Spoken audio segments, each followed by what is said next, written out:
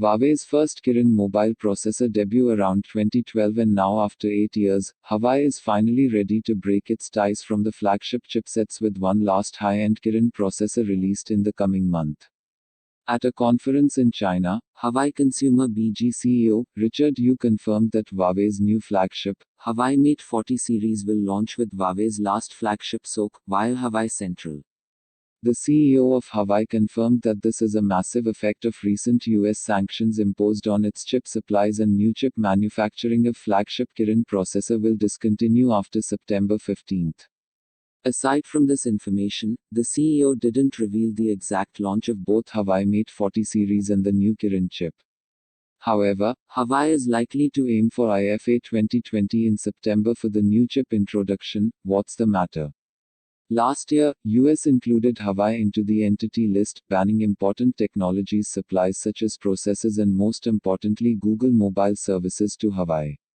The US sanctions have vastly impacted the market growth and sales of Huawei outside of the Chinese market.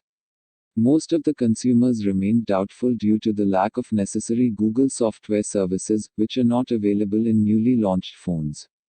In February, US President Donald Trump extended the reach of Entity List and cut Huawei off from the global chip suppliers, starting with Taiwan Semiconductor Manufacturing Company (TSMC), a major chip supplier of Huawei. This is one of the major blows from the US to the Chinese smartphone maker, as the new regulations block shipments of chips to Huawei from companies including TSMC. How does it affect Huawei? Well, Huawei's chip designing subsidiary, HiSilicon, prints its chip design directly through TSMC, and it's the only market leader open for large contracts. On the other hand, Samsung is also an option, but the South Korean tech giant won't be an easy deal. Get chips for Huawei. What's next?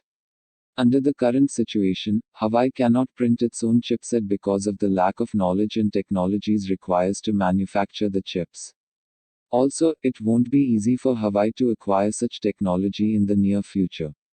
Instead of going to in-house production, Huawei has the only option left to contact other chip suppliers such as MediaTek, which has already become a major chip provider for Huawei's 5G mid-range smartphones.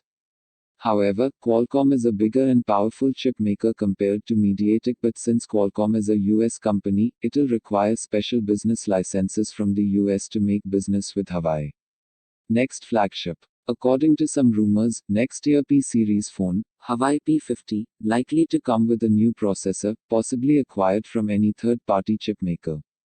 Other processors from Kirin. Huawei has recently introduced a new low-range processor called Kirin 710A, which is made by China's Semiconductor Manufacturing International Corporation, SMIC. Still, SMIC is a small fish in comparison to TSMC and Samsung, and can only produce silicon size of 14 nanometers.